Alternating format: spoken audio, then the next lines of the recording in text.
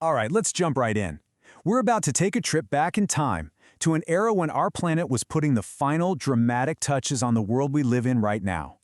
This is the incredible story of the Neogene period, an age of violent creation, truly bizarre giants, and believe it or not, the very first steps of our own ancestors. You know, this line just perfectly sums up the Neogene.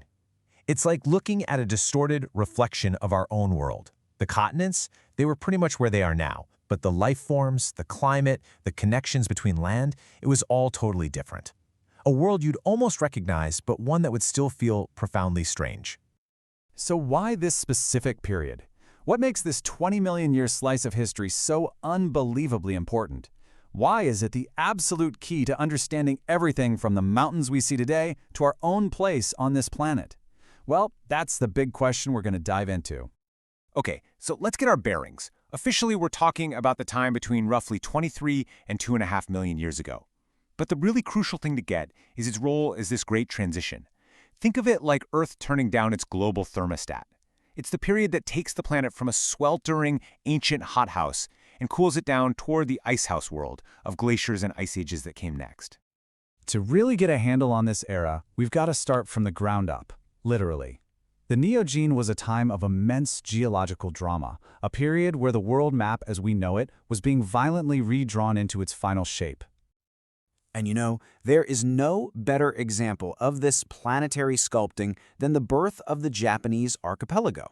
The entire story of Japan as a nation of islands, it begins right here, forged in the fire and fury of the Neogene.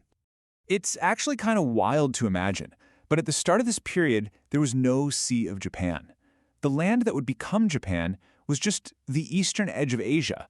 You could have walked from mainland China to where Tokyo is today. It was a totally different map. So how does something like that even happen? Well, it was a massive three-act play. First, you get this huge rifting event where the Earth's crust starts to stretch and crack apart. Then, as this new landmass pulls away, seawater comes rushing into the giant basin that's formed, and boom, the Sea of Japan is born. Finally, you get intense tectonic collisions and volcanic activity, pushing the land up and creating that mountainous spine that is so iconic of Japan today. And this isn't just some abstract, ancient history. It's a real, tangible legacy.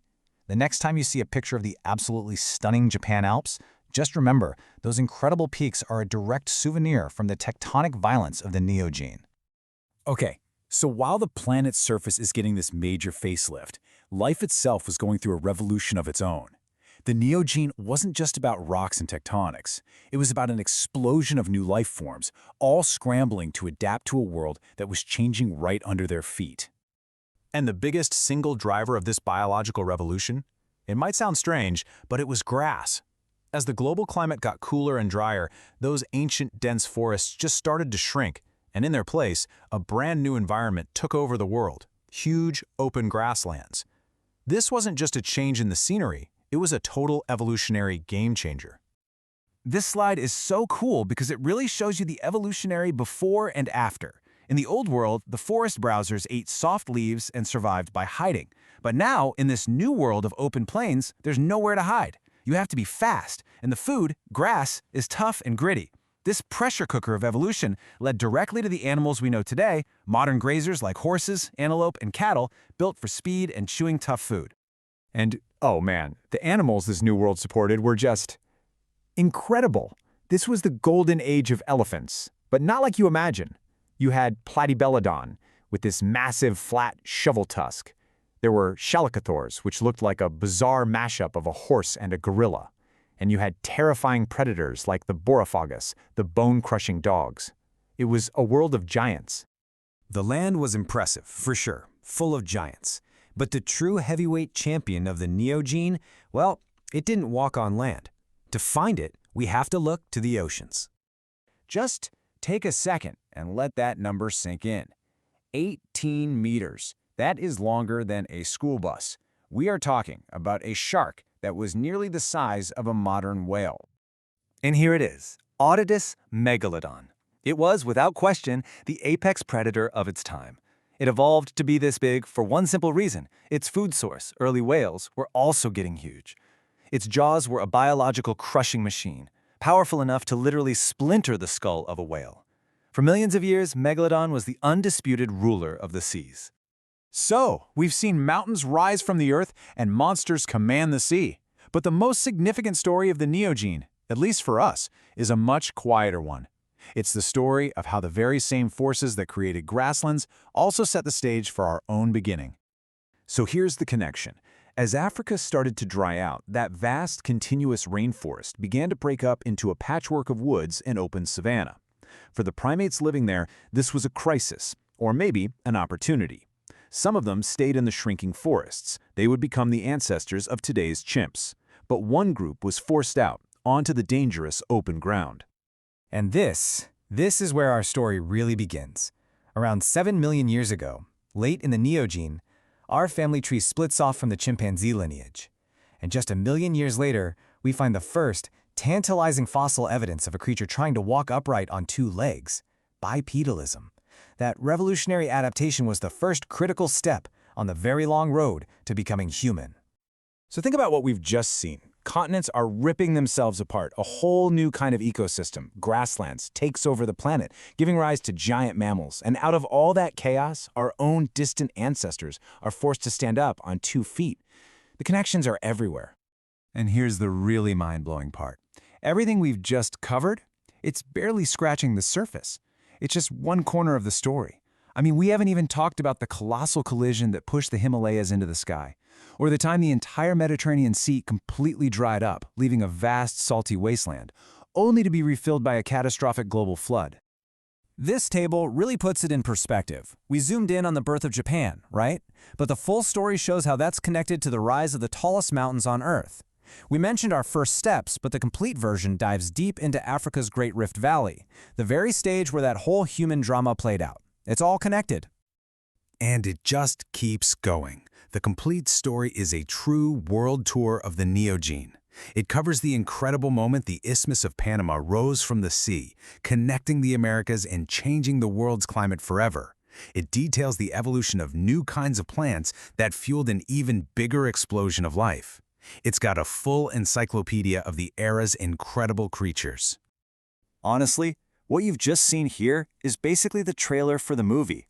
It's an amazing snapshot, a single incredible chapter, but it's probably only about 10% of the whole epic.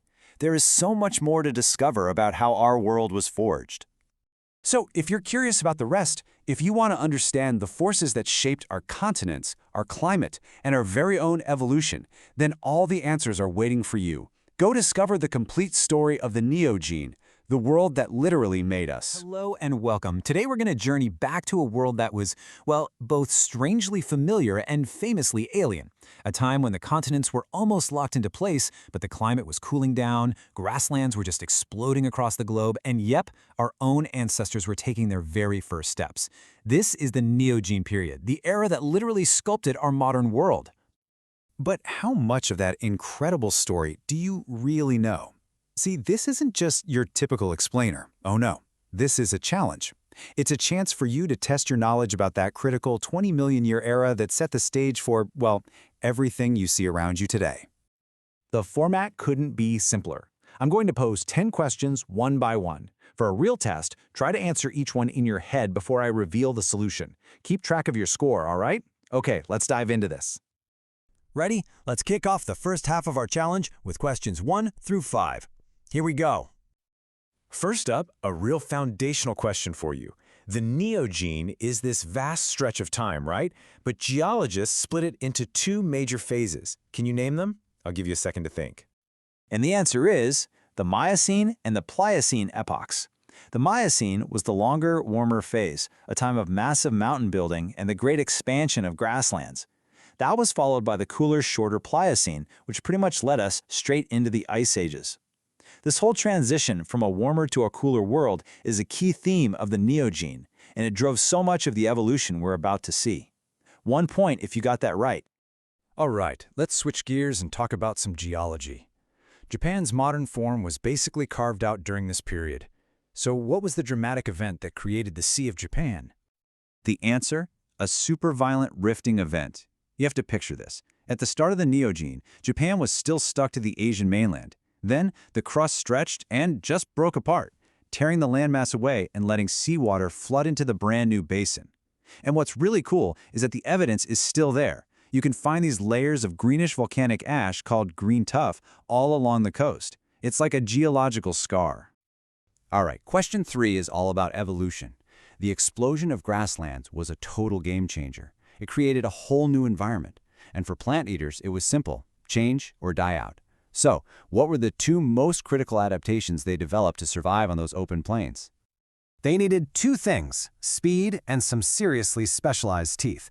First, with nowhere left to hide, being able to outrun predators became a matter of life and death. Second, grass is really tough and abrasive, so they evolved these high-crowned teeth that could withstand constant grinding without wearing down too quickly. It's a brilliant example of the evolutionary arms race between plants and the animals that eat them. Let's head out to sea for question 4. The Neogene oceans were just teeming with life, which meant they were also a giant buffet for a true monster. What was the undisputed king of the prehistoric seas, and just how big was it? It was, of course, the mighty Odotus Megalodon, and its size was just staggering. We're talking up to 18 meters, or nearly 60 feet in length. To put that into perspective, that's about 3 times the size of a modern great white shark. An absolute giant. But hey, even giants can fall. For your 5th question, can you outline the chain of events that brought the reign of Megalodon to an end? Its downfall was a classic case of climate change. During the Pliocene, the planet cooled down, so the warm tropical waters Megalodon needed to survive just started shrinking. At the same time, its main food source, whales, adapted by migrating to the cold, food-rich polar regions where the giant shark couldn't follow. It was a devastating 1-2 punch. Its habitat disappeared, and its dinner left. The giant simply starved into extinction. And just like that, we're at the halfway point. How are you doing? Time for the final round, questions 6 to 10. Let's see if you can finish strong. Question 6 brings the story right home to us. Our own lineage began in the Neogene. So, what was the crucial environmental change in Africa that pushed our primate ancestors out of the trees and onto 2 feet? The answer is the drying of Africa. As the climate changed, the vast, continuous rainforests began to break apart, and they were replaced by patchy woodlands and open savanna. This forced our ancestors to choose, stay in the shrinking forests, or venture out into the dangerous open ground between them. And it was that very pressure that ultimately drove the evolution of bipedalism, of walking upright. Okay, let's try a question on terminology. We've been saying this word Neogene this whole time, but what does it actually mean? The name comes from Greek neos, meaning new, and genos, meaning born. So Neogene literally means newborn or new age. It was given this name because the fossils found in its layers are so recognizably modern, they are the clear ancestors of the animals and plants we see all around us today. Question 8 is about a real mystery beast. During the Neogene, the North Pacific hosted a very strange group of marine mammals that appeared, thrived, and then just vanished. They looked a bit like hippos. What was their name? They were the Desmostylia. These unique creatures, like the famous Desmostylus, are a huge, iconic part of Japan's Neogene fossil record. They had these bizarre, column-like teeth and are found nowhere else in the world. They disappeared completely before the period even ended. A true one-of-a-kind. Almost there. Question 9. This period was the absolute golden age of elephants. They were incredibly diverse. Can you name one of the more unusual types that was mentioned in our source material? If you said the shovel-tusked Platyabelodon or the four-tusked Gomphotherium, you are absolutely correct. These wonderfully weird proboscideans just go to show how varied the elephant family really was during its peak in the Neogene. Okay, this is it. The final question. The Neogene was a time of massive geological change that created the world we know today. Can you name 2 of the 3 huge geological events we mentioned right at the beginning? And the correct answers are some of the most dramatic events in recent geological history. You could have mentioned the continental collision that pushed the Himalayas into the sky, or the unbelievable drying up and subsequent refilling of the entire Mediterranean Sea, or the violent rifting that tore the Japanese archipelago away from Asia. Any 2 of those, and you get the final point. And that is a wrap on the Great Neogene Challenge. Go ahead, tally up your points, and let's see how you did. So, if you got 8 to 10 correct, you are officially a Neogene navigator. you have an excellent grasp of this transformative era. If you scored 5 to 7, you're a Pliocene Pro, a very, very strong score. And if you got 1 to 4 right, you're a Miocene Novice, and that's a fantastic start. It just means you've taken the first step into a much larger world. But hey, regardless of your score, you've just engaged with the incredible story of the period that made our world. This quiz was just a glimpse, a little teaser trailer. And all the answers we covered today are explored in much greater detail in the full version of the source material. So, what's the next chapter you want to explore? Thanks for joining the challenge.